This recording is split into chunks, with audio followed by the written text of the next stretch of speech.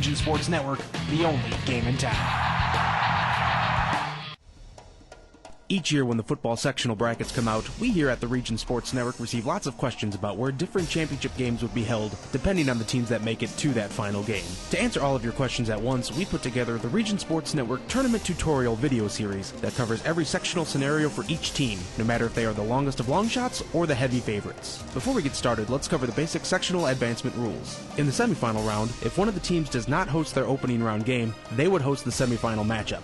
However, if both teams host or go on the road, the team further down the bracket is the host. The host site for the sectional championship is determined by which team played more road games in the first two rounds. If both teams played the same amount of road games, the team on the bottom half of the bracket would be the host.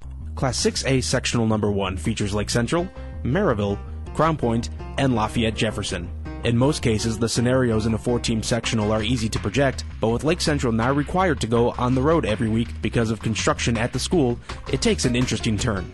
In the opening round, Crown Point hosts Merrillville in a rematch of a Week 3 overtime thriller. Because Lake Central was drawn as the host team by the IHSAA, they will still be considered the home school even though they travel to Lafayette Jefferson in their opening game.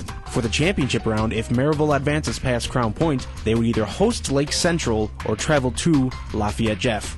Because Crown Point has a home game and is in the top of the bracket in the opener, they are the road team no matter who wins the Lake Central Lafayette Jeff game. Even if LC wins and the game is at Crown Point, the Bulldogs will technically be the visitors. This is very important for determining the regional site, which we'll cover in upcoming weeks. Since there are no field issues in sectional number 2, it's pretty straightforward.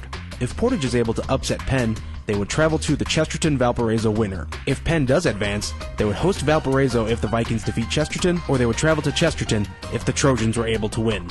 These are all of the advancement scenarios for Class 6A sectionals number 1 and 2, and this has been the Region Sports Network Tournament Tutorial right here on regionsports.com. Stay logged on for more coverage of the 2014 Football State Tournament.